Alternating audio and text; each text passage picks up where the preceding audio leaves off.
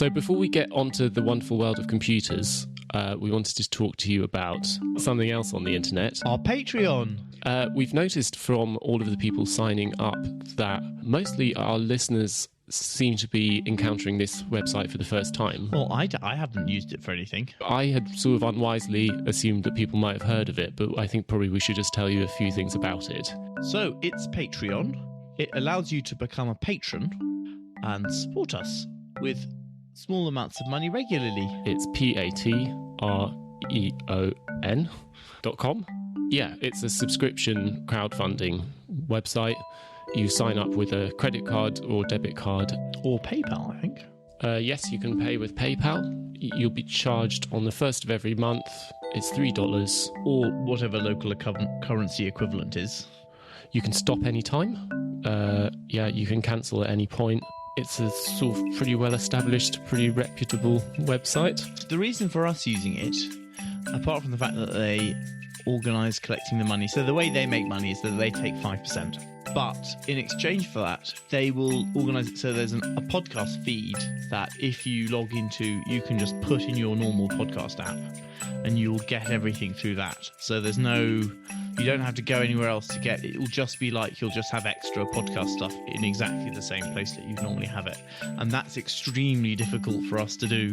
Yeah, so if you're in Apple Podcasts or iTunes or something, all of the strange Android family, it works on everything. What will happen is that after you've signed up, there is an RSS link, which is on the right-hand side of the page as you log in. And you copy that, and then you add that to your podcast player. All of them will have an option to add a podcast by URL. That's certainly the thing which you click on in iTunes to do it. From then on, you'll have another feed as well as the About Buildings and Cities feed, which is the About Buildings and Cities bonus content feed. And on there already, we've got a conversation about Bernard Rudofsky's theories of child rearing. We've got a bonus film episode we did about Spielberg's Minority Report film, which is a good sort of caper. It's quite funny and short. We've got some bonus kind of reflections on Le Corbusier. We knew what you needed. More Corb. But this episode's bonus will be surfing the net. Amongst other things. We're surfing the net of the 90s, finding all the things that people have left up from the good and old days. Doing a bit of digital archaeology. So, if you are thinking about it or you're at all tempted, it's very simple. Have a look at us at patreon.com/about_buildings. And we've got a target. If we get $300 a month, we'll be committing to put a main episode out. Are we saying 2 a month? Every 2 weeks. At the moment, we average about once every 3 and a bit weeks. I think this is a very dangerous commitment of us to make. But we're making it. So that would mean that if you were a subscriber, you'd get something every week. And that's a target that we should hit. So, please subscribe to us at patreon.com/about_buildings. Thanks.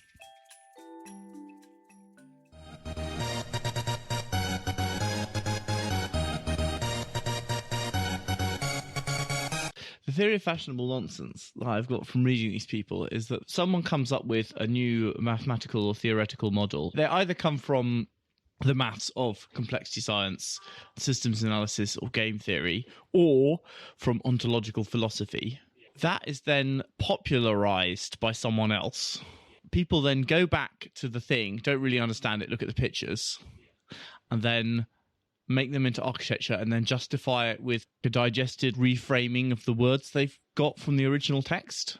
Yeah, so it's been kind of metaphorized twice over by the time they get it. Because I think actually there's a ghost in there which is completely missing, which is the pop promoters of these theories, which you've got to exorcise. You know, so the Husserl stuff all comes through Derrida. A lot of the sciencey affect comes through Deleuze. It also comes through just like people writing pop maths books and paintings by Salvador Dali in his late cheesy period. And there's the things that are a lot less culturally prestigious that have also completely imprinted themselves, but have been exterminated from the record because it just wouldn't do. I was going to say it's nostalgia time because it's about our childhoods, but it's sort of a new project for us as well. This is another project we're going to not like continuously back-to-back episodes, but it's something I think right from the beginning of the podcast's history we wanted to tackle this, which is computer buildings from a bit before our time. It's just before our time. So we're going back into the world of about 5 to 10 years before we started to become aware of what modern architecture was. I mean, I have a kind of a reminiscence of this period of the early 90s, which is going to Barcelona in probably it must have been about 94, so a couple of years after the Olympics with my parents. I would have been 8 or 9, and I can remember we went, it was in the middle of summer, it was like blisteringly hot. We were walking what felt like endlessly along this new promenade and beach which they'd constructed, which in itself I remember kind of feeling a bit of a sense of wonder at, that this quasi-natural thing can actually just be magicked out of nowhere for the purposes of urban renewal. And we this famous sculptural centerpiece, which is the gold sort of whale sculpture by Frank Gehry. And I remember at the time being told this thing, which I think everybody was told in the publicity for it, which is that it had been designed with software made for making fighter jets. As an object to encounter, it's kind of puzzling. It's huge, ambiguous, curved, gauzy, surreal. Looking at it now with a slightly better facility for language, I think it looks like a kind of headless and filleted fish in the process of sliding into a kind of umbrella. But at the time, I didn't really know what to make of it. I probably was aware of this sort of strange mixture of abstraction, refinement, and crudeness. But the thing which I remembered about it is it being designed like a fighter jet, which years later, when I went back to the city, was almost the only thing I could remember about anything. I came to architecture quite a lot later than you did, I think, or certainly into contemporary architecture. In fact, I'm not sure I ever really landed in it properly and squarely. I'm not sure I've ever quite touched down, but I definitely have a lot of experience with computers being a child. The sort of hand-me-down electronic equipment. An Apple Macintosh, of the 1984 advertisement, which was a rather boring machine, actually. You would put a disc in it, and then a face would come up represented on the disc, and then you put another one in, and sort of various things would eventually work. And more excitingly, that we had an Atari ST, which mainly my brothers would play on, particularly Will, and could watch them playing Carrier Command in all its 3D voluptuousness, or like the original Elite game or something. And then the sort of succession of computer technologies going to Windows, which didn't work at all. And then Windows 95, which worked bits, and then you could play better computer games. And the colour palette and sort of cheesy graphics of them, and the black background, high contrast graphical style, objects in the black, primary colour palette, cheesy fonts, blobby, curvy, ripply effects. When I went to architecture school, I did just a year at the AA, and it was really sort of ground zero. Everyone was doing this stuff. Yeah. Not absolutely everyone, but it was, the early 2000s, and it was really it felt extremely abstract. And there was a lot of playing with gadgets. I found it off-putting and intriguing. And then we'd go to these lectures and people would talk. They were so bad at talking. My memory of encountering this stuff in an academic context is of being somewhat fascinated by the technology, but extremely repelled by this kind of obfuscatory, pretentious language surrounding it. And also by the visuals themselves, which I'm doing my best to look back on through a sort of nostalgic lens, but even now they are very ugly. And incomprehensible as well. Computerization is it's a massive increase in power of drafting, but it's also a further layer of abstraction. There's a lot of ambiguous curved surfaces, partly transparent, showing behind them more of the same, no sense of scale, any indication of sight often makes things more scale, confusing. sight and inhabitation are lacking. It's often just incomprehensible wiggly shapes or spiky shapes. It's the Matrix, isn't it? It's cyberspace. So I think I'd just say a couple of things about what we're going to try and do. I think we're kind of starting in the middle of the story, aren't we? So I think at some point we would be interested in going a little bit backwards in the age of computers, the sort of the story of computers. My sense is that there's actually quite a lot more research going on at the beginning, and then there's also quite a lot at the sort of cutting edge. And that this funny period, which is the moment when computers really puncture wider public consciousness and become much more accessible, is relatively less talked about. Certainly one indication of this is if you go on AB+C and try and get the books of this period, they are extremely cheap. If you want to pick up like nice, tasteful books of photos from the 70s or whatever, you're going to pay like a big whack. But 90s books about computerized architecture, you can get them for about £1.24. That's also a factor of time generally. Like prints and stuff get valuable about, or not that they get valuable, it's just that it shakes out after about 40 years. We're going to focus on the period really between 1990 and 1995, which is when access to 2D and 3D CAD becomes really widespread. It becomes really accessible. Really widespread, but also still, compared to anything anyone would think about now, the stuff didn't work and it was incredibly narrow. In 1995, most architects, in a jobbing sense, would still be doing quite a lot of drawing by hand, like most of the time. Before then, the choice of using CAD was only really available either in a research setting or if you had more money than you knew what to do with and were prepared to waste inordinate amounts of time. And it's also obviously an era when lots of other stuff is going on. And I think that there is an interesting story to be unearthed here. There's the rise of the World Wide Web. And then there are also these enormous political transformations going on all over the world, the collapse of the Soviet Union, what at the time people were referring to as the end of history, as in this kind of globalizing. I think you can overestimate how many people were going along with that. Yeah, I don't know. A lot of people bought the book. It was definitely like an era of real, like, liberal, democratic triumphalism. And technological optimism. We're kind of interweaving a whole series of different stories here. But there's a technological one about the development and adoption of CAD. There's one to do with people and projects. There's one to do with sort of a discourse or culture within architecture. And I think, certainly I would argue, it's like a pre-existing discourse and culture which shapes the way in which the digital is received and projected forward and represented and theorised.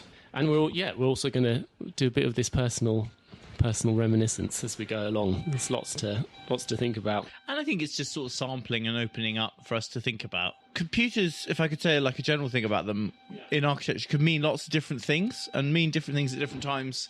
I wish there wasn't quite so much background. It's incredibly loud outside. A bin lorry sounds like it's reversing directly into your house. The scenic Victorian house doesn't have a lot of sound insulation. Oh yeah, early on, a computer is this totally abstract thing, which is like a super brain, which is going to devise your cunning strategy to take over the world, solving the equations of life or something, and it's going to be making decisions. And any sort of area of human activity is sort of theorized could be controlled and thought about and improved in its decision-making by computers. It's how we're going to win the Vietnam War or whatever. Nowadays, it's a tool, a drawing tool. Drawing's ambiguous as well because drawing is partly like rationalization, working out. It's also representation and kind of... Representation and generation, because you could use it to generate, do all your like genetic algorithms and coding and scripting and parametrics and whatnot, and that's a sort of separate thing. And it's also an enormous cultural object, and it is the home of the media, isn't it? It's a strange shared cultural collective, conscious, unconscious, this hyperspace of talking and being, and that's a different cultural environment. And it can be utopia, it can be sort of post-human, it can be, as well as it can be completely arch and theoretical, and it's also what architects spend most of their time looking at and clicking away on. Computers have completely they've grown like the rhizome, like the roots through our society, haven't they? And entwined themselves in absolutely everything. That happened over a long period of time. People thought about it and talked about it and practiced as well.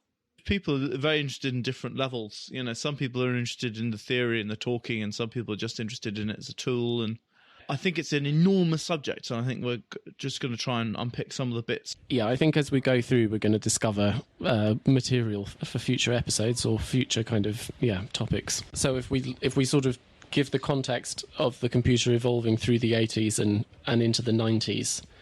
If you think about what CAD's about, there's a couple of different things that it does. One is that it allows you to draw and to model in 3D certain kind of geometries. And something which becomes very important is the ability of computers to model surfaces, to do surface modeling and to simulate like complex surface geometry. There's another associated thing which you can do with it, which in some ways comes later, which is that you can also use it as a way of handling the complexity of extremely large kind of projects. And actually, if you think about what architects do with CAD now, it's almost all about that. If you think about the real movement in CAD, it's like Revit, it's BIM, which is all about dealing with and managing complexity of number rather than complexity of form. Where are we going to put all of the smoke alarms? Yeah, exactly. All the smoke alarms, all the door handles, all this kind of stuff. Actually, the early 90s is really all about complexity of form. It's all about surface modelling. It's the thing which people are able to do and which they become excited by. I mean, computers kind of come out of the hippie military industrial complex. Could we talk, because in a sense there's a sort of a story of two planes, isn't there? The two sort of stealth aircraft projects that the Americans do during the late 70s and 80s. And they're both like metaphorized in architecture as well, which is quite fun. Yeah, they both appear. We've been looking at all these lectures of, Eisenman and people, and they appear quite a lot in the slides. Yeah, but they like the non-computery one because of its non-computery gawky geometries. So there's a demonstration of how the technology has appeared between the Lockheed F-111 Nighthawk, which is the stealth fighter. It's a stealth fighter, yeah, and you've probably seen it, but it has this completely triangulated geometry. It's black. They're flat triangular planes. It looks really cool and evil. Do you want to say anything about stealth and like what the discovery is that they're trying to solve here? I think people have been thinking about stealth in aircraft ever since there was radar, really, and there were various approaches. But the key thing is you're bouncing something off, so you need a reflection. So radar is like shooting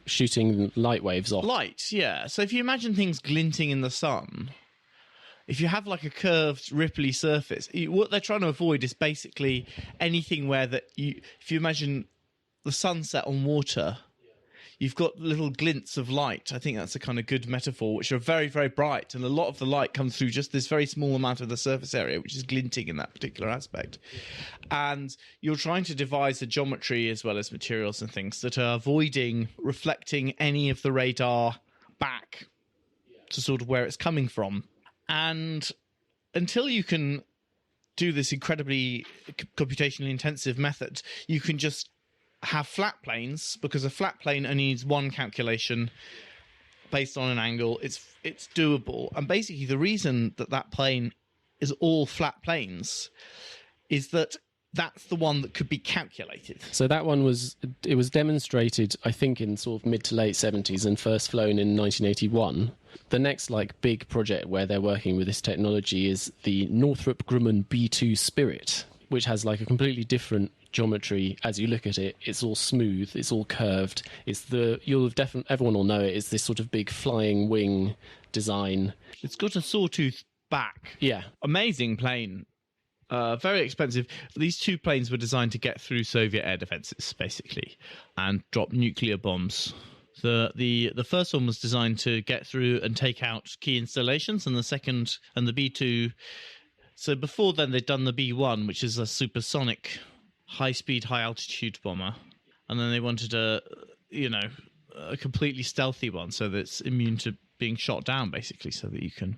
It's an interesting technological demonstrator because it was such an expensive research project. They built their own CAD package from the bottom up to do this stealth system. Planes of that period were getting quite blueprint heavy. I think Concorde is like 4 tons of blueprints. This is a single specification for it. That's just all the pieces to draw. To if you wanted to get someone else to manufacture it, that's what you'd have to deliver. This lorries full of drawings. Because these are performance things and they have lots and lots of different moving parts. If you've got like a space shuttle with 2 million functional parts, each one of which needs a drawing. In fact, needs potentially several drawings. And then how they sort of assemble and configure. And at this point, the key CAD actually was... the driver of CAD was to be able to computationally analyse.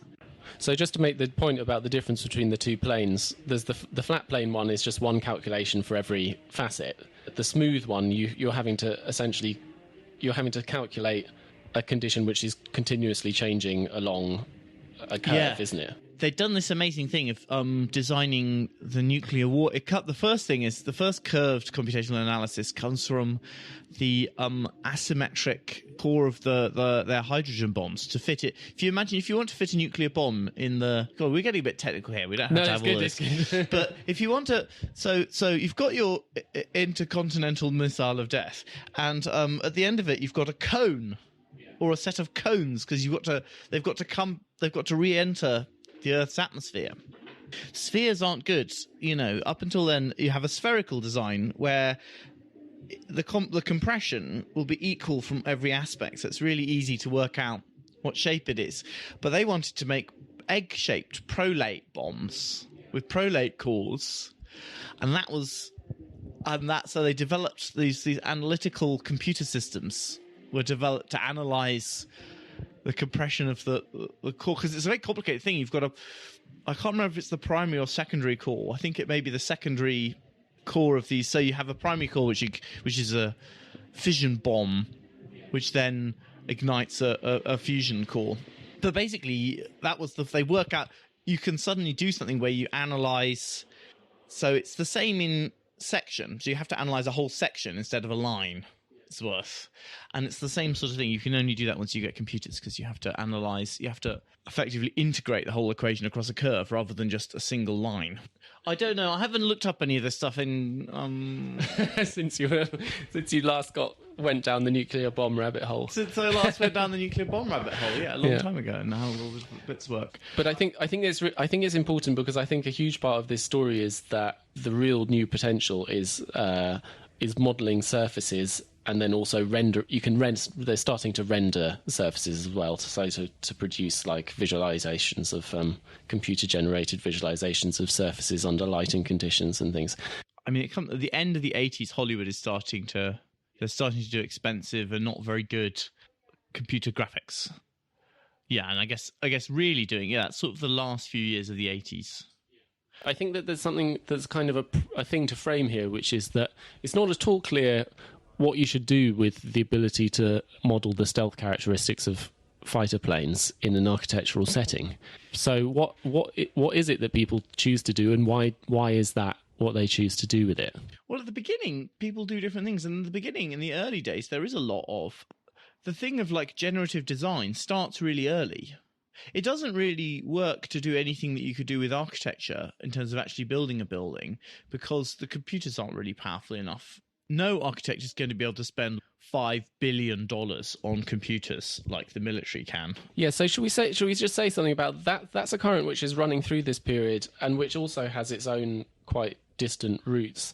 By generative, you mean kind of like sort of scripted, algorithmic, interested in emergent form and evolutionary. Yeah, something where you write a program of some sort or another, and there are different ways you could do it. You give it inputs, and then it crunches away and spits out a shape, and it may have like spit out a whole load of different shapes in a sort of evolution, or it may script it, or it may be maybe you're having functional parameters, or it may be that it's genetic, or it may be that it's responding to whatever. One of the real locations of this stuff is the Architecture Association in London, and one of the figures who I think we're not really going to talk about very much is this guy John Fraser, who ran a unit there. I think we'll probably do a podcast maybe at some point, not on him, but on the whole process, the sort of history of going back in time. The sort of evolutionary or generative idea goes all the way back into cybernetics, doesn't it? It's one of the first things that people want to do with those sorts of systems is to make systems which grow, develop, and reconfigure themselves, and that's Yeah, going on. Neural networks came out of the 70s.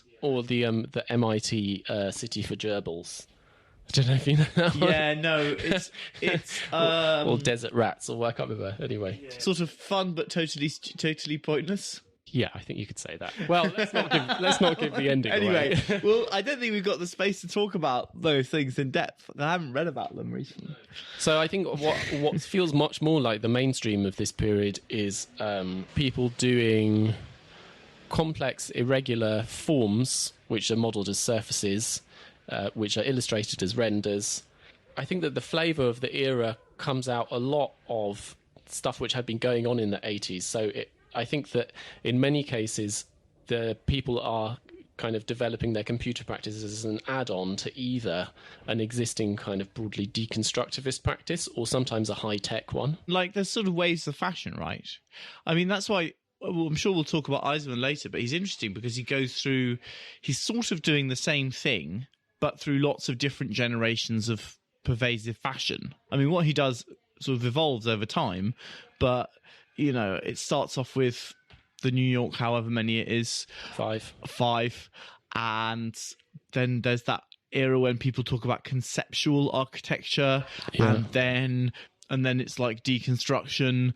I mean, deconstructivism actually only gets sort of codified right at the end of it's another MoMA exhibition, like the International Style, which I think is in 1988. Should we look at a project or just describe something to kind of get into the type of thing that we're talking about? And then we could go, because I think that then one of the things that I want to really spend some time doing is talking about the discourse.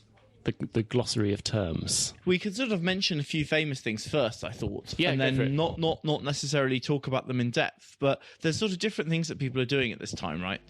So you can design a wibbly wobbly roof or a wibbly wobbly wall to go on the outside of your normal building. If you've been pursuing sculptural shapes previously, you can suddenly sort of expand that out. Yeah. So the Bilbao Guggenheim is a very famous project that had been sort of kicking around for ages. It's a bit later, isn't it? When did they build that? I think that opened in 97. Yeah. Frank Gehry there's a whole generation of people who had become established practitioners during the 80s, but at some point in the late 80s or early 90s got into computers. And he's not really interested in the theory, I think, very much. It's just suddenly we can have a thing that'll spit out all of the different little shapes of the pieces of metal so that I don't have to employ 600 people drawing them. Projects-wise, so the Cardiff Opera House, which doesn't get built, but which it feels like all of the people of that era enter. Controversial competition in this country, although the designs weren't very exciting, actually. There's Yokohama Ferry Terminal, which did get built. Well, which I think we should talk about later, but I mean, I think that's famous in architecture, but it's not really a... Then there's some built work. There's the two pavilions by Knox, which are... They're like in a theme park, aren't they? Which is the funny thing. Which are definitely kind of blobs. One is like a big black sort of stealth thing, and one is more like a silver worm. It looks like those like little two-sided clams with a tail that you eat. They're in the mud. This period really is the dominance of the high tech, isn't it? Like the mainstream. Because I'm just trying to go through what the really famous buildings of this period are, and they're high tech. Yeah, no. The dominant built style of the era is definitely high tech, and one of the problems of doing. We're trying to talk about this is that there is relatively little built work, or the built work that there is isn't necessarily representative of the culture. As an example of the kind of thing which people are doing, it's got this amazingly 90s name. It's called the Fresh H2O Expo. With a small E and a big X. Fresh H2O has no space in between it, which is a pavilion in the Netherlands. So essentially it's completely like programless. People just wander around inside it. And it doesn't have anything inside it apart from this digital environment. The two parts of it are that there's meant to be a freshwater and a saltwater pavilion. That's the story. I don't know which one is which. Maybe the worm is freshwater? The worm is freshwater and the like clam bivalve is saltwater. Yeah, there's a silver worm and a black kind of oyster-shaped thing. You can see the limits of, well, I guess really the limits of the transition between modelling and manufacture, isn't it? So Yeah. the silver one is essentially a series of these like sort of curved, spliny profiles. Like the worm has been sectioned at various points, but the joints between them are quite awkward, and it causes these sort of these like ridges at the points where they join. I think it was one where it wasn't all drawn. I think they just sort of did it to, as in they spat some bits out computationally, and then other bits that were just sort of, they used thin wibbly wobbly metal and just sort of squashed it in place. Yeah, I mean, digital manufacture is still something which is not really where the design. Plastering. Yeah, the designers of.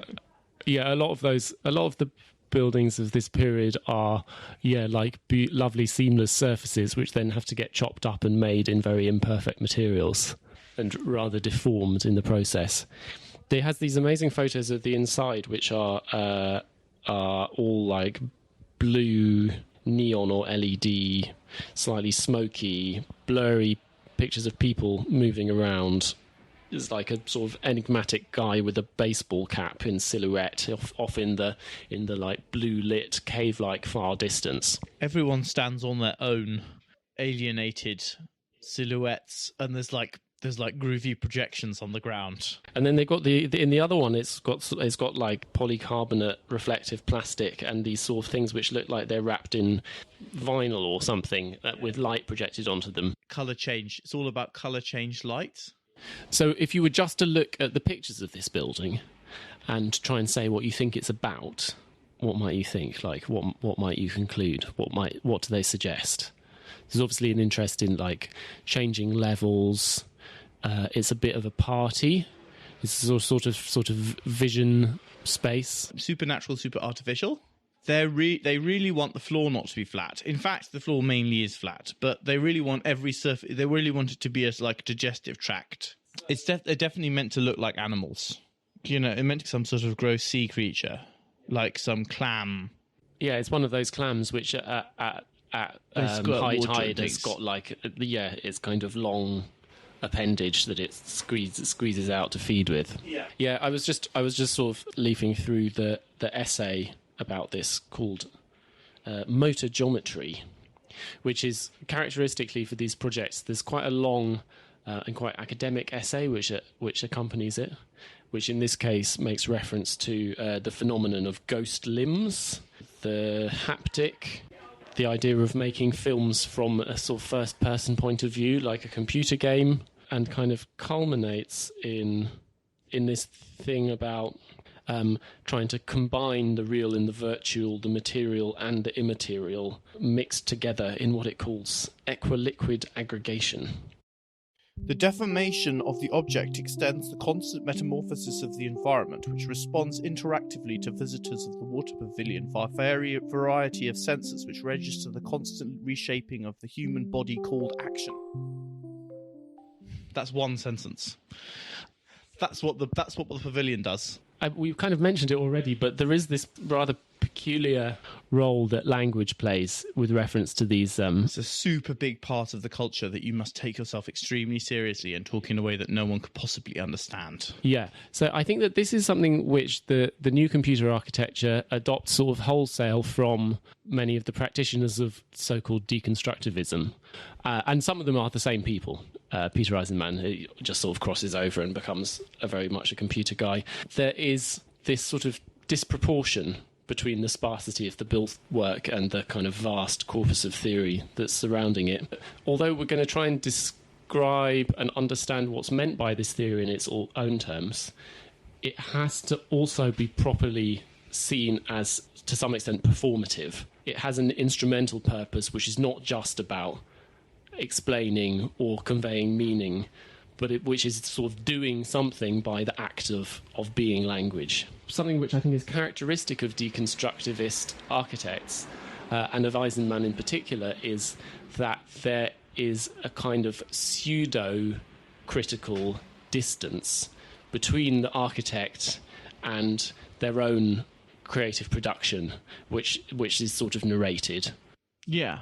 Eisenman said his critical practice was fundamentally disconnected from his design practice. Yeah, which I think is perceptive. Then it's also true of like other people of the era. Like it's true of Koolhaas as well, you know, who is sort of in this constant sort of process of like doing sort of gonzo journalism about his own architecture. I mean, I think there's a general, in this era of the 90s, there's a general sort of there's an attempt to synthesize pop culture and high culture, isn't there? There's all those sort of ultra cool magazines coming up, which are sort of combining Bartels and fart jokes. And it's like, you know, The Simpsons is the new Odyssey or whatever. Taking yourself very seriously and kind of collaging all culture together. Yeah, but you must never kind of acknowledge the bathos. So I think that part of this is that architects tend to define a sort of formal, descriptive or analectical vocabulary for their own work, which kind of critics and other people are then encouraged to adopt in order to describe it. And I think it's really an important aspect of the way that they're using language is that they're not just describing their own process. They're doing something quite different from that. They're not saying, this is how I think about the city, these are my tools. There is a little bit of that, but you know, it's not this is how I approach the problem. Rather, it has a pretense to a kind of objectivity about the work itself, which is a bit strange, and it becomes strange, and it's still around. Like it's still a thing which people do, but it's so kind of ubiquitous, and also I find quite repulsive. Yeah, it's really stupid. It's really stupid. Like the other one, it's also a way of heading off criticism, right? You constantly make jokes about yourself and about and the humble brag, a lot of narcissism.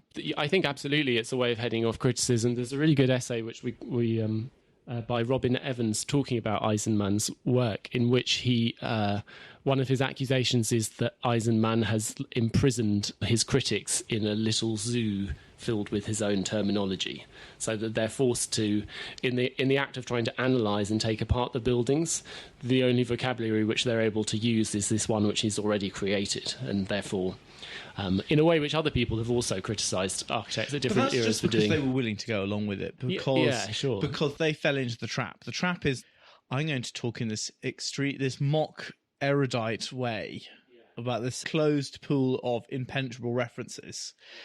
And then if you don't get that, it's because you both are insufficiently educated and insufficiently clever to understand it. Yeah, and a huge part of what's going on at this period is, you know, it's the later days of Derrida and Deleuze and French theory in the American Academy. So people have got very, very into that during the 80s, and that sort of affect. Deleuze in particular also is one of these people who engages in the sort of mock pop culture synthesis, and makes it seem very plausible also because you can put a lot down to the fact that he's French and whatever.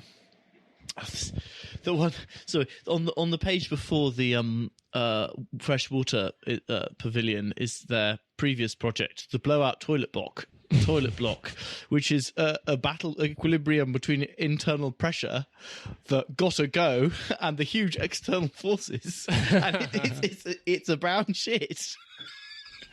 It's Cass Osterhuis and what's the other guy? Lars Spybrook or something. Yes, yeah. I believe were an item and published a sort of book magazine, which is completely ridiculous. I mean, among the people of this era, I'm quite fond of them. I think that they're quite funny. But yeah.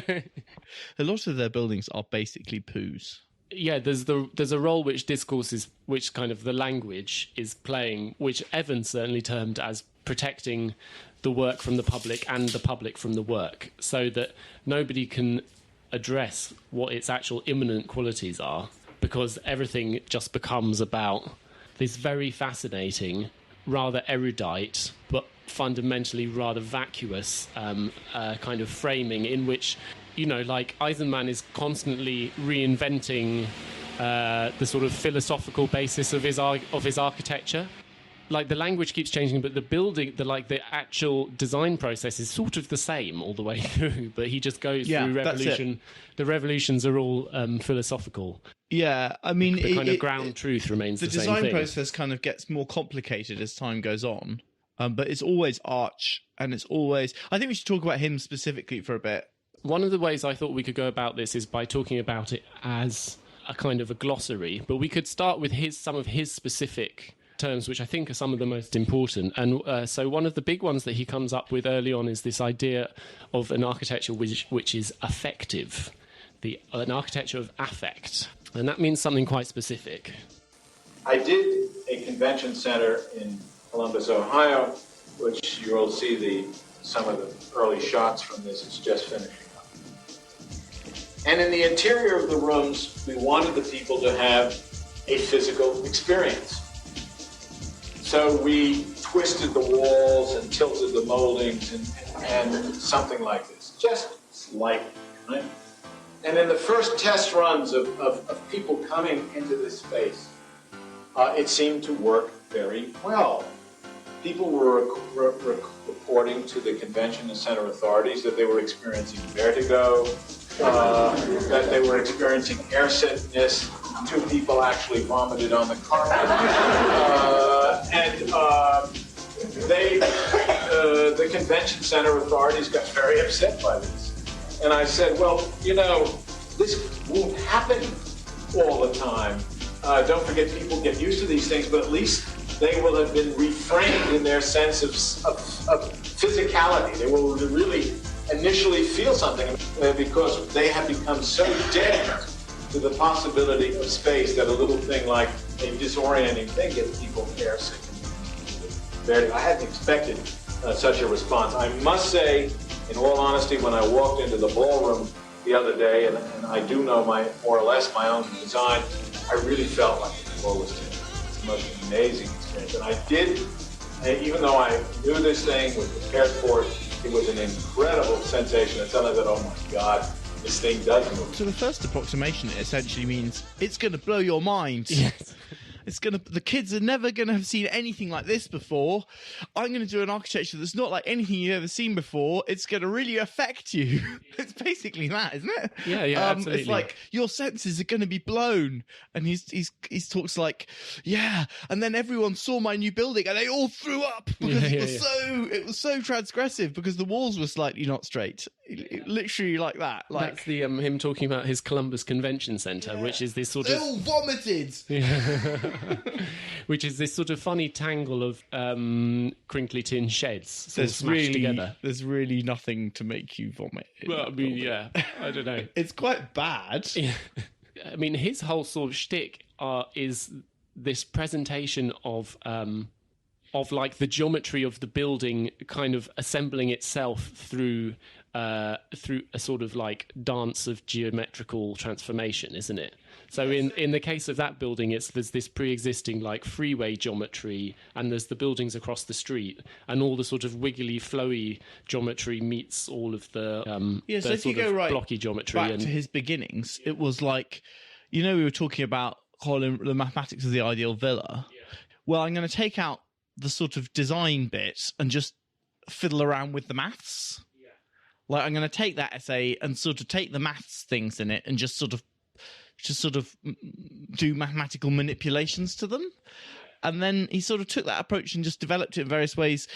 It doesn't have to really have a consistent set of rules. I'm going to take 2 bits of geometry and smash them into each other, or like rotate them around each other, or take a geometry and then perform like 4 transformations to it. And by this point, it's, the geometry's got curvy. But it's a really funny one, that, because it's like these sheds, but they've all got like they've got like a collection of funny facades on one side, all like in a row, and then they're extruded along with wobbly roofs. It's like, there's sort of a story in which all of the characters are like cubes or whatever, like smashing into each other or subtracting from each other, or several buildings meeting grids, or all sorts of different things. There's a whole period where he's taking boring buildings, normal buildings, sort of contemporary vernacular, and they're like just slightly kaleidoscoping it. So when he gets onto this idea of the affective, I think, the affective is, well, he sort of frames it as, in this era of virtual reality, which everyone in the early 90s talks about as if it's right around the corner, when all the kids are doing ecstasy and everyone is watching sports on TV all the time. We need to do something to restore the physical effect of space on people, to create an architecture which can be, as he calls it, strong media. It can be strong media again.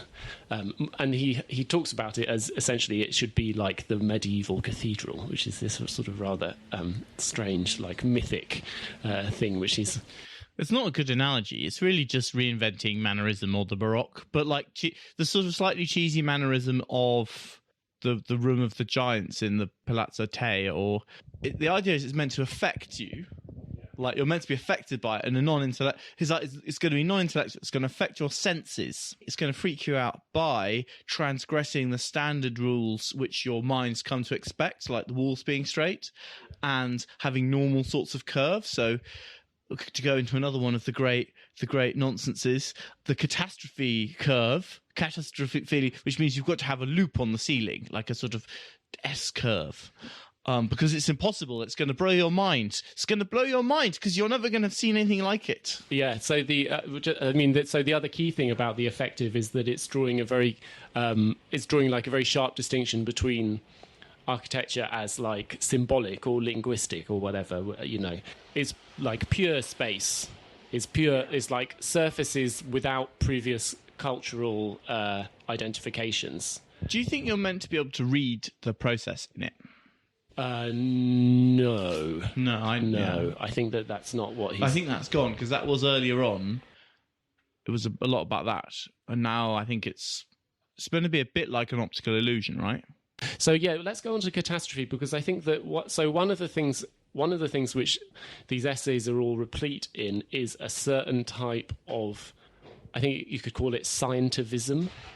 It's like, it's science not as actual process or method, but as a kind of marker of virtue. I think the catastrophe is one of the more egregious examples of this. And I think I would just characterize this because I think one of the things which starts happening in the computer age, which I think is true up to the present day, is that there is a real nostalgia for modernism in one way, and for the kind of that sort of era, but that it sees itself in, or it tries to frame itself in kind of positivistic terms. Like, this is architecture as a science. This is architecture as a thing which is able to integrate and solve real complex problems.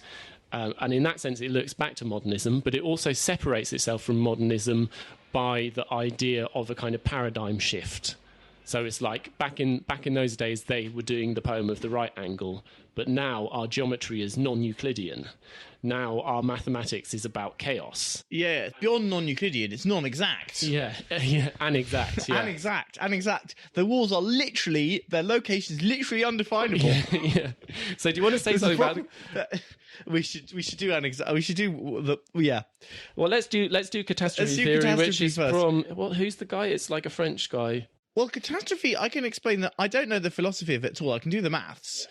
So I think it's late 60s or early 70s. So René Thom, I think he's called, yeah. It's just that in systems where, like in your, I don't know if you've done any chemistry, you've got like energy state A, energy state B, and it requires you to transition through a higher energy state to go down to a lower one.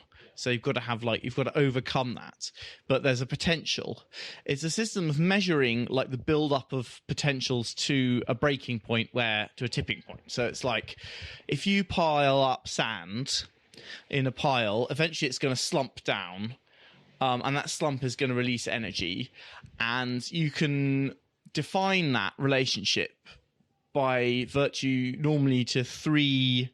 If you have an equation with three variables, like something to the fourth power or fifth power and something to the second or third power plus a scalar, you get these like wiggly curves, which sort of basically define the amount of energy that's stored in and when the slump is going to occur. And it's the mathematical relationships which create a metaphor of that. And so you can then turn that into anything where you could say there's going to be a tipping point and there's an energy. And I think what people like about it is that it's at some points that I think it was René Thom must have done this, but you can visualize it as a three-dimensional curve, which at one point which is sort of folded over on one side, so that it has a kind of a precipice which develops in one particular place. Yeah. Oh, it's so good. You can say hysteresis like 4 times, and then you seem clever. But it's because the hysteresis. It's where you've got multiple states that can exist in one location with an energy differential between them. Okay, yeah. It's that the area underneath it is the amount of energy that's released by the slump. Okay, yeah. I think, to be absolutely honest, what architects are getting out of this is the metaphorical potential of the diagram. It's nothing to do with the maths at all. We were looking at this before, and it's very funny because it is a little bit like an early internet meme, in the sense that the same image of this curved over thing, people just put completely different words on it to represent different often quite analogical versions of this condition. So I've got one, catastrophe interpretation of consumer adoption, which is about, it's got like innovators, majority, laggards, no adopt, conformity, pressure, general attitude, tradition. And it's all sort of trying to represent these methods, but you can equally go and get like... anger, fight. Yeah. Fight. Not fight. Bruise. I've got one here where on the top it says sobriety, and on the bottom it says heavy drinking. Yeah. And then an arrow going through the catastrophe fold which says relapse. I mean, the other thing architects do, which I think is even more stupid than the memes, which are usually deadly serious but occasionally slightly ironized, is that they will literally put that curve in the roof, or just the curve that's sort of like it. I mean, not exactly that one, because that one actually doesn't look that good when you make it in 3D. They sort of say things as if they were really science, but what they mean is it's a metaphor. Yeah, but it's like a metaphor of a metaphor. Like, by the time that you're literally just sticking a graph on your roof, graphs and maps is another thing they talk about a lot. Like, you create a map relation, it's like spatial transformations going into each other. We'll go into all of this, or some of this stuff, in more depth in future episodes once we've worked out what a story actually is. So should we talk a bit more about complexity in maths? So other things which come up a lot are topology. I'm trying to think who does like topological stuff. That's actually Eisenman as well, among other people. What are they talking about when they're talking about? I don't get this at all. What they're talking about when they're talking about topology, other than like surfaces. Wobbly, like bendy surfaces. Sometimes it's just an object kind of going through a hole in another object. There's a different kind of transformation, which is the sort of mathematical transformation, which they get from Darcy Thompson, who's he's like a biologist, who sort of talks about the way in which the same features sort of shear and change, or whatever, and like birds' pelvises, and they've got kind of like boxes and sort of shear lines showing how that their shape changes, but the features of it shift as the overall form changes. Yeah, that's also the map, isn't it? The map is the you draw a pelvis, for example, of like a chicken, and you put a grid on it. And then you get a pelvis of an ostrich and a pelvis of a hummingbird, and then you take the points that were the cross points of the grid, and then you draw them on the other pelvis, and then you create a distorted grid, and that's a map.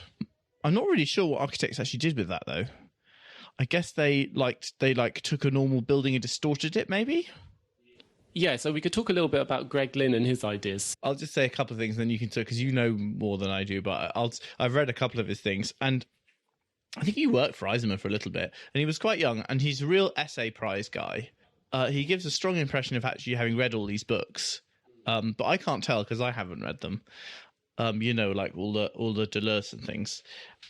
He's really good at writing these essays where he sort of talks about, he uses all these words, but he never really, and he designs various sorts of blobby things like there's the one in the Sears proposal in Chicago where it's like the deconstructed Sears Towers, which is like a succession of, if you imagine getting box extruded plasticine and sort of squidging loads of it out and then knotting some of it together, it looks like that in Chicago was the idea. And he does a few other things like that, but never really builds anything. He's essentially a paper architect. Recently designed a robotic suitcase. He's quite likable. He's quite funny. Yeah, he's quite funny. Very silly though. So here's he has this essay called The Fold, which is from about 1992, which introduces some of the other ideas floating around. He says both pliancy and smoothness provide an escape from the two camps which would either have architecture break under the stress of difference or stand firm. Pliancy allows architecture to become involved in complexity through flexibility. It may be possible to neither repress the complex relations of differences, with fixed points of resolution, nor arrest them in contradictions, but sustain them through flexible, unpredicted local connections. To arrest differences in conflicting forms often precludes many of the more complex possible connections of the forms of architecture to larger cultural fields. A more pliant architectural sensibility values alliances rather than conflicts between elements. Pliancy implies first an internal flexibility and second a dependence on external forces for self-definition. We're going to do our first ever, what I think he's trying to say. What I think he's trying to say, well, the first thing to say is that he's talking about complex surfaces. Yeah. That's the first thing. That's what that's the character of the architecture. And those can be outside or inside. But also not only, I think, for example, the one I was talking about, these like extruded plasticine. Yeah. What do you call that? Is that bundled Sears or something? They're like yeah. He does come up with these little metaphors which are quite the way in which nice. I think one of the ways in which it's pliant is it's taking like bundled tubes. It's taking like one graphic, the Sears Tower, and it's manipulating it like a map. So he's taking one thing and transforming it. That's sort of like what topological map is. And it's pliant because it will then deform and conform to its environment and other metaphors. Yeah, it's not clear at all what the context which is deforming it is. It's phrased in a way where it sounds like the kind of complex and important demands of real life, but it could very easily just be things that you can see. It could be in a sort of Eisenman type of way, just geometry that appears on the plan, on the site plan somewhere, which he wants to duplicate. Yeah, I mean, Eisenman really to the point where he does one which is a map of the interfering intensity of radar patterns due to two airports being close by. I mean, I think it can be like you just want it to be that shape in the land, or it could be that you've got a shopping mall in the middle and there's a road, and you can supposedly create some parametric origin, or it can be metaphorical. You could have some sort of postmodern or deconstructivist metaphor where you take an iconic thing and then you kaleidoscope it, or take your like bird pelvis transformation and apply it to that. Yeah, exactly. I think that's why he's interested in those Darcy Thompson. I think of them as like fish heads, like deformed fish head diagrams. What he does is to allude to Colin Rowe and the mathematics of the ideal villa, and the idea that in the old days of architecture there was a sort of transcendental mathematics which underpinned everything, and now in the era of computers we can take that and put it through these smooth and continuous B2 bomber kind of transformations. And what comes out on the other side of it is something which attains maybe some of the kind of virtue of those like ageless typologies, but which are kind of deformable by the complexity and the like extreme complexity of everyday life in what would soon be the 21st century. Yeah, so I think it is like the notion of... So going back to that one project again, because it's a good metaphor, because it's got nothing but metaphor to it. It's like you take an ideal relationship. In this case, it's the Sears Tower for some reason. and that's your perfect historical geometry, and you take this idea of a landform and movement and transformation, apply the map of the movement and transformation to the perfect geometry of the Sears Tower, and then you can tweak it up with parametrics by going, I'm going to insert the parameter of how many people there are in a space and how much movement there is, so it'll get more tangly there and less tangly here. But it's all actually the way they made it is just by like cutting out sheets of like this bendy stuff and just bending. It wasn't. Yeah. It's all. It's totally aesthetic, isn't it? And what the discourse does is to kind of clothe it in this sort of miasma of deeper, more sciencey reasons. Yeah, that one's the one that he talked about as a singularity, which I think is another one of these very irritating words. Oh, yeah. So singularity, I think, is an Eisenman coinage, but yeah. It's another term for maths. I know what it means in maths. Well, say what it means in maths. In maths, certainly a singularity point in it. So if you've got a function like tan, in your trigonometry, so tan half pi is the point when it's both plus and minus infinity. That's a triangle that's just a straight line, right? The tangent is irrelevant. Like, you can't say it's a tangent. It's not a triangle. It's when the triangle's not a triangle anymore. So it's basically, if you divide something by 0, it's plus and minus infinity because you can't divide by 0. It's like a single point when it's undefinable because the function means it's two different things. Eisenman uses it to refer to this sort of mysterious condition, and I've forgotten the name of the guy, but he gets it from a Japanese philosopher. Essentially, it refers to a kind of uniqueness outside of individuality. So the kind of uniqueness of an identical copy, which I can see as having that has some kind of value as an ontological category, but Eisenman wants to use it as a sort of principle for how a building might be conceived. Doesn't seem to make any sense at all. I sort of, as we talk about this stuff, because we've been doing this podcast for a bit, and I was reading architectural theory before. You sort of, actually, in the 70s, Colin Rowe was doing things where he was talking about, he was doing this weird ontological thing where, like, is a building a different building if it's built from the same instructions? If they've been, like, telegraphed over? Like, there must have been some long, ongoing, pointless argument about, like, instructions for buildings.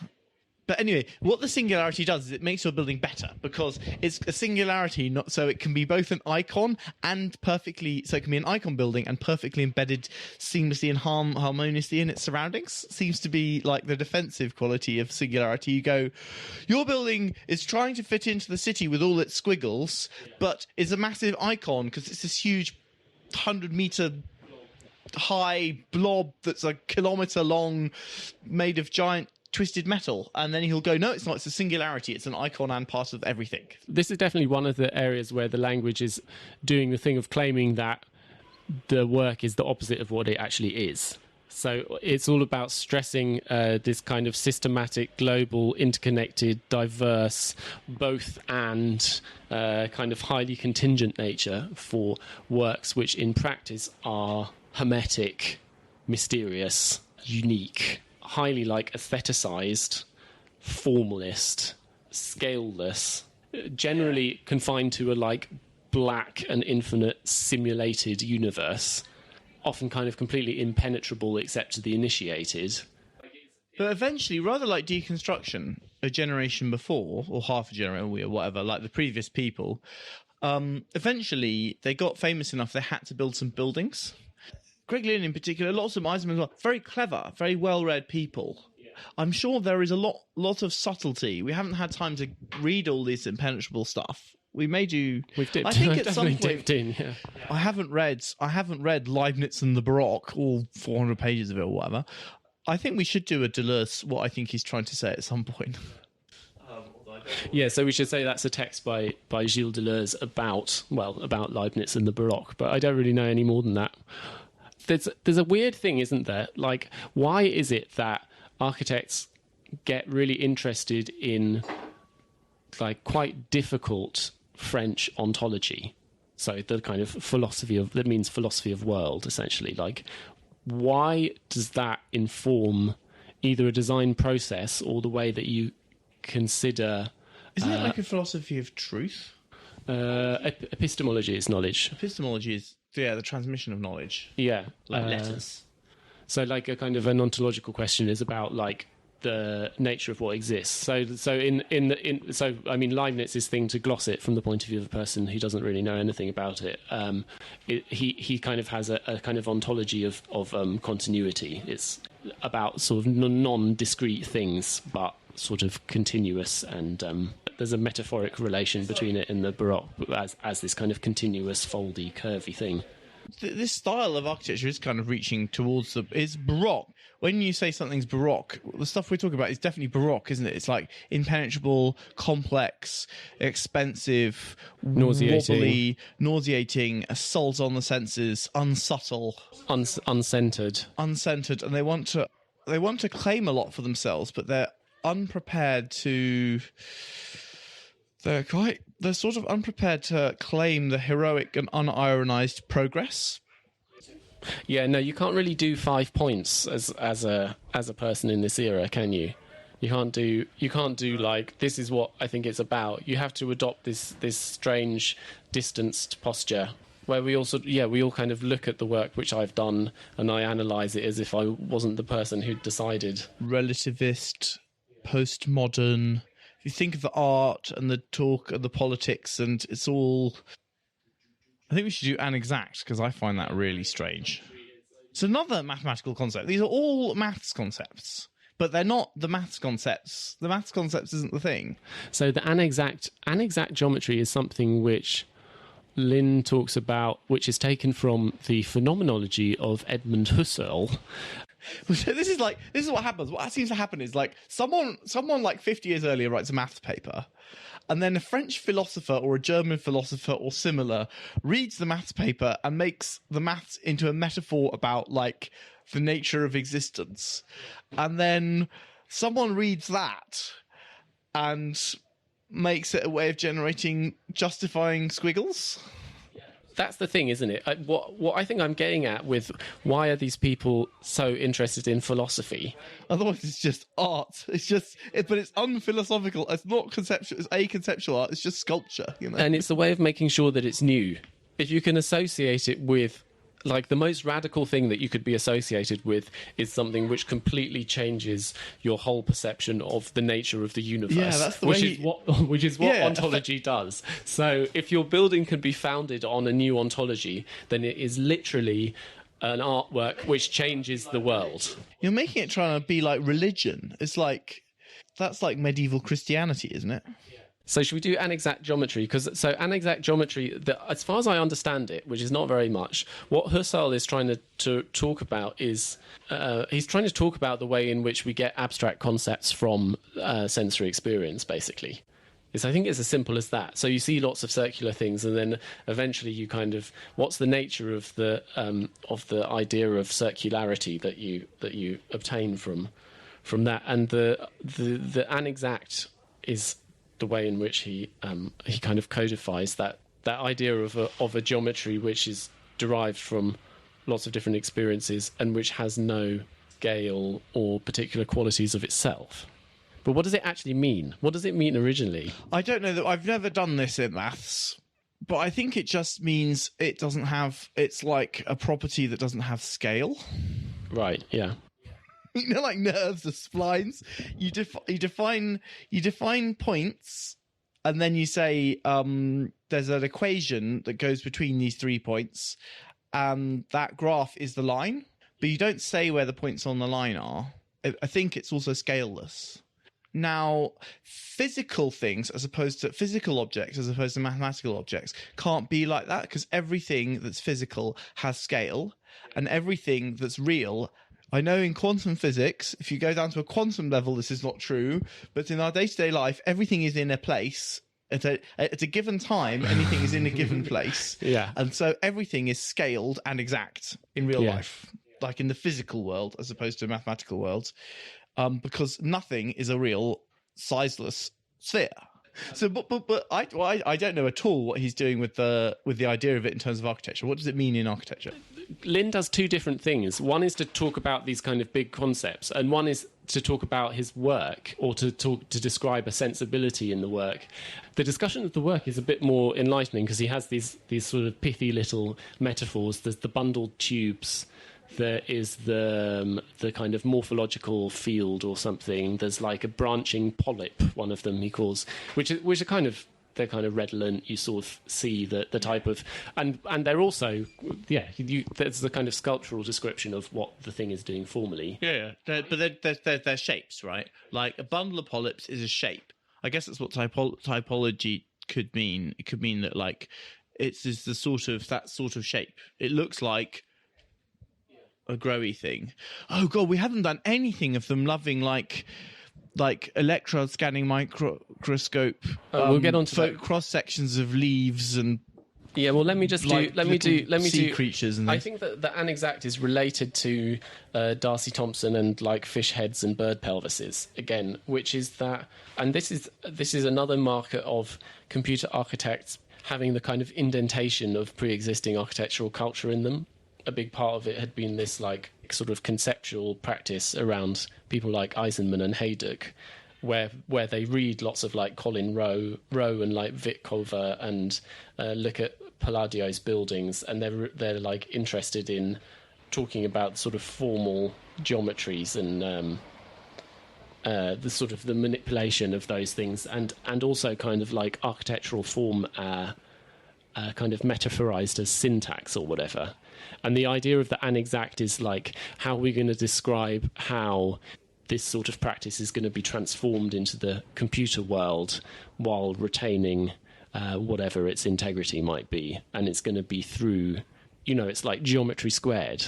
We're not doing all that simple like circle square stuff anymore. They maintain formal integrity, though, through deformations which do not initially cleave or shear, but through which they connect, incorporate, and affiliate productively.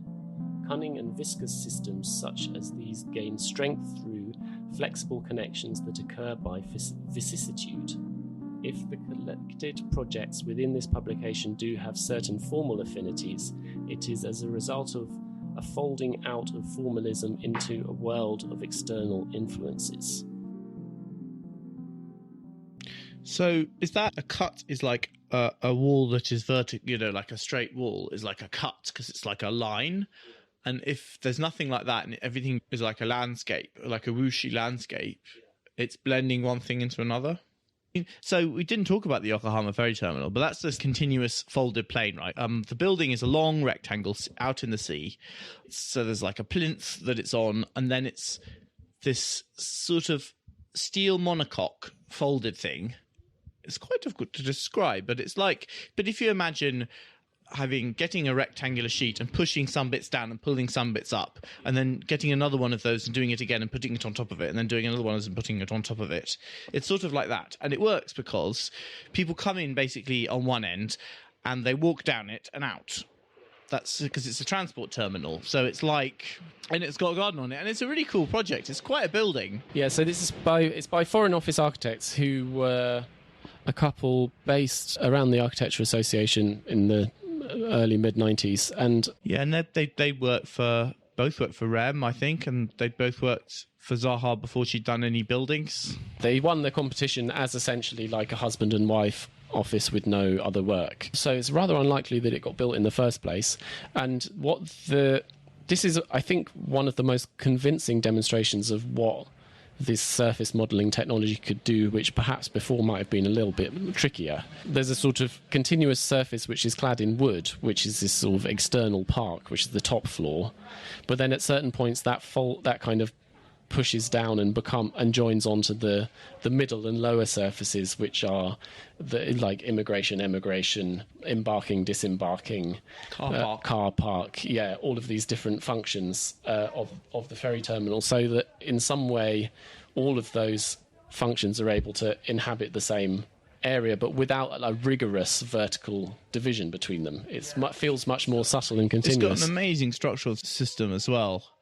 They must have had such good builders. It must have had such a good team. It's just And they've got the initial competition visuals are rather they're very charming because they're extremely simple wireframes with just like block colours on them and little cutout Black and people. white cutouts. And yeah, I mean they have the look of something which perhaps wasn't. You don't even necessarily know whether it was done in Photoshop or whether the people were sort of trans-texted on or something afterwards. Like, there's no way of knowing. You see how much the computer technology came on quite quickly. But I mean, I was saying that as the sort of thing of that's a building in which.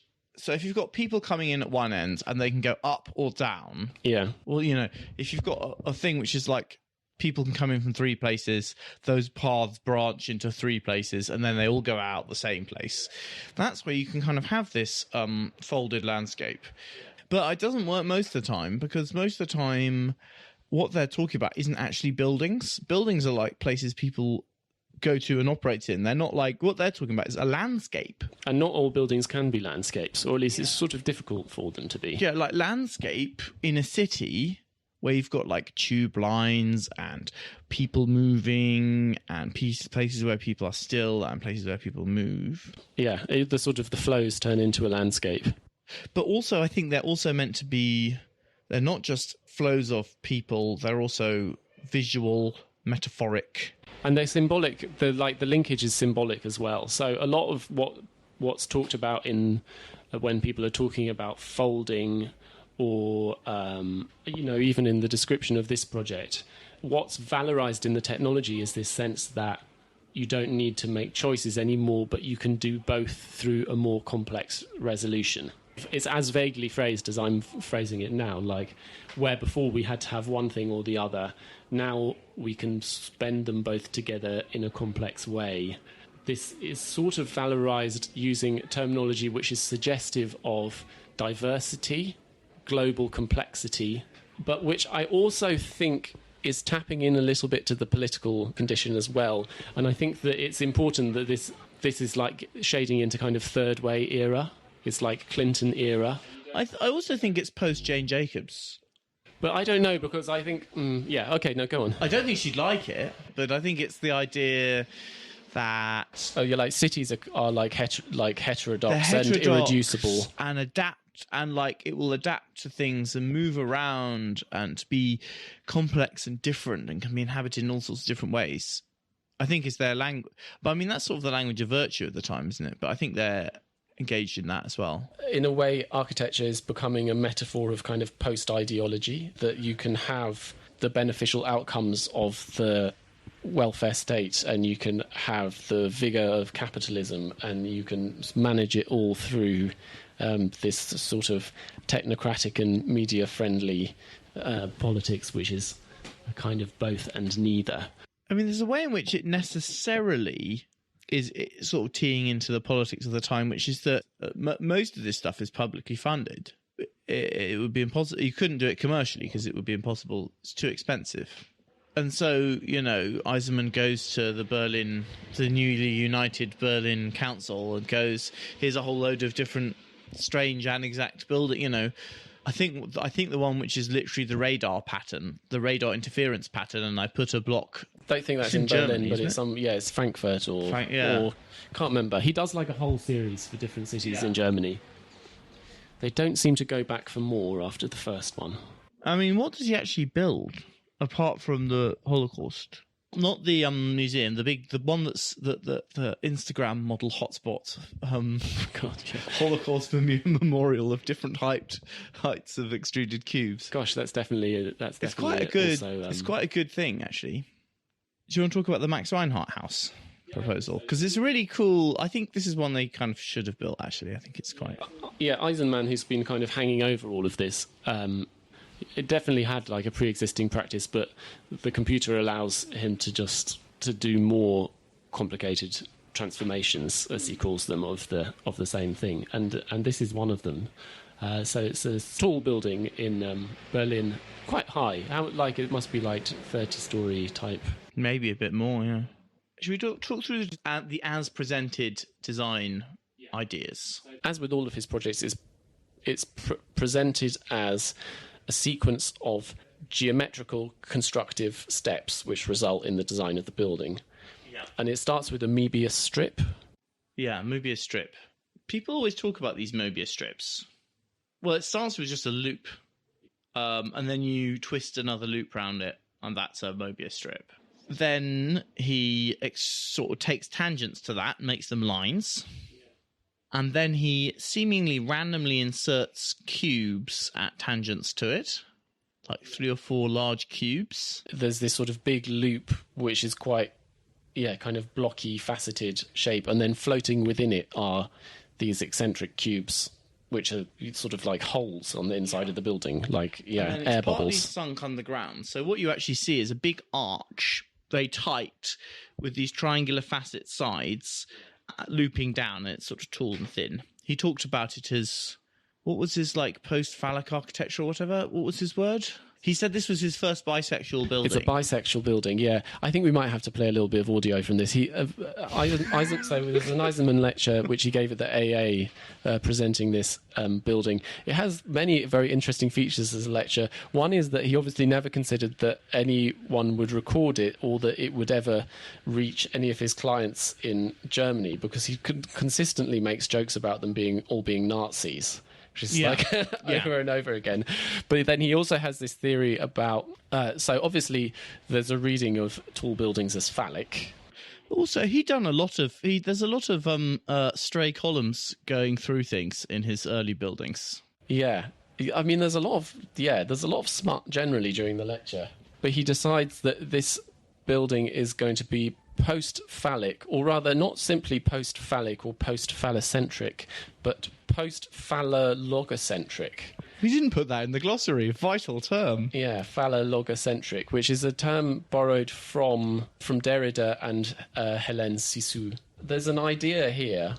So I think Cixous in particular has a critique that certain forms of writing are of themselves kind of like freighted with the power dynamic of kind of patriarchal oppression. So like the essay, this form invented by de Montaigne or whoever, is like a male form, and that a kind of like a non-phallocentric writing would have to produce its own forms which would be different.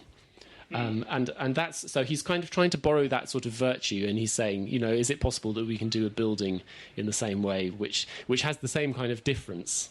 Yeah, so he does one that looks like different potential. It's an erogenous zone. I mean, I was got to say, when looking at it, it's essentially a muscular ring, so it's much more of an anus than anything else. Yeah, possibly, yes. Well, that has great bisexual potential. Indeed. On a tangent, it's worth saying, this is from the Hélène Cixous Wikipedia page, but like I literally haven't even heard of this person. but like une écriture féminine, it was something which she kind of saw signs of in, among other people, like Jean Genet and James Joyce. It's not just a thing that women can do, but it's a kind of different formal approach.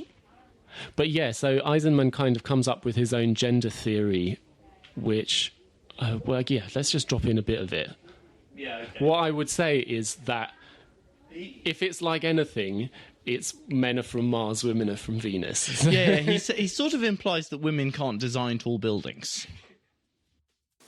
Now, the difference between the male psyche and the female psyche, I would argue, is that the male psyche is a sun psyche. It is either on brightly or it's off. Is no in between. The male ego architect, witnessing one standing in front of you in all its full-blown narcissism, shines only brightly. And therefore, traditionally, architecture in its phallogocentrism was also a sun discipline. Now, how a woman can practice phallocentrism or logocentrism, that is to design a hierarchical tall building, is beyond me, right? Only by turning herself into a male.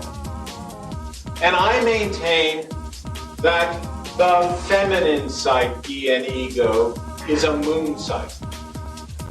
It is in phases, in stages. It sometimes shines in the day, without having its attention called to it. It sometimes does not need to burn brightly. And so when you say, when a male ego says, oh my God, I feel so sorry for that woman, don't. Because women don't have the same psychic ego conditions that men do. They don't need to be shining brightly all the time. Their shining is something very, very different. And so I think the most important thing about this architecture in the age of electronic media is that we need to change architecture from a sun discourse to at least one that is 50-50 sun and moon discourse. That comes from within, from aggregation, from singularity, and from affect, as opposed to effect, individual, and composition. And my argument is not that we will do away with these sun disciplines, but that we must add to them these moon discourses.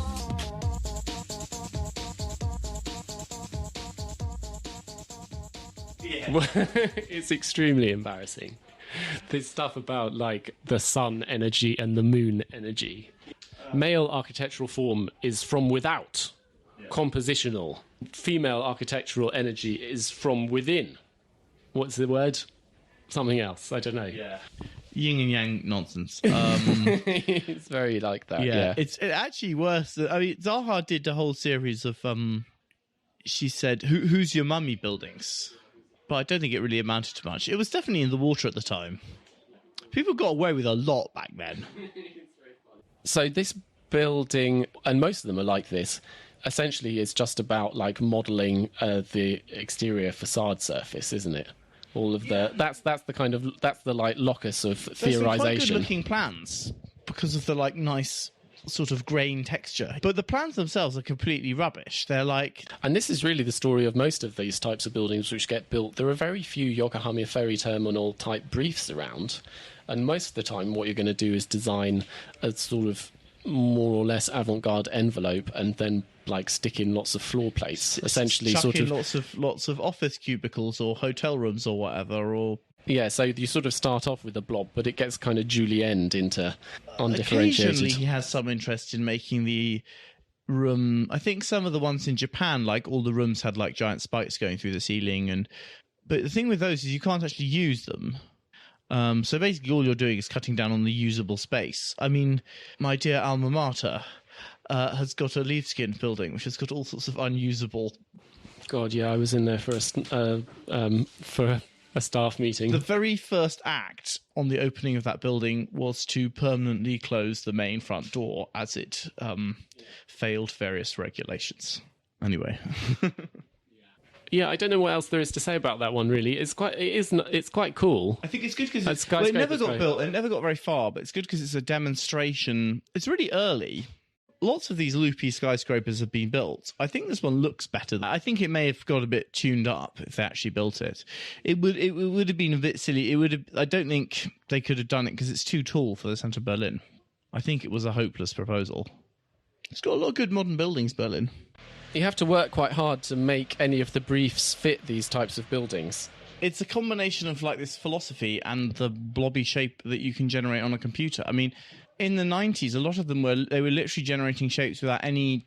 They were inexact. They were scaleless, generated by maths, just shapes. Not even solid shapes, just like surfaces smashing into each other. I think this podcast is a bit like us sort of touching on the surface, and we're going to try and break down more. It's not very pre-digested. No. And we are really like, you do really have to wade through the thickets of confusing and elusive diagrams and images. To the extent that people have done books about it, in many cases they're sort of ventriloquizing the participants themselves or kind of restating the arguments in the terms which have already been set out. They're very much sort of from within the zoo. Particularly of this period. Actually, both earlier and later, I think, has been more convincingly talked about. There's a real challenge just to analyse what's going on and try and work out what the real reasons behind it are. because otherwise everything is just lost in this kind of fog of The computer age is a real thing in architecture. It's a real thing in all cultural forms. It's a real phenomenon. It has brought about changes in the culture which are real and deep. You can do different things with it. I think we should stop. Yeah, we think we've done too much already. We aren't going to just be doing these computer episodes, and we will just sort of explore things, I think, as we find them, rather than trying to have an overarching view. But I think we'll be diving a little bit deeper into something more refined. I guess we're just sort of opening up the subject with this one. There's some easy things for us to talk about. I think it'd be nice to talk about the early history of computers, but I think also we should read a couple of the philosophers and actually try and explain what they're like and about properly, rather than because. All right, yeah, well, maybe we'll do that for you listeners. I think this might be another one. We've read it, so you don't have to. Yeah, I think it might be in that kind of category. We probably don't have to read everything all the way through.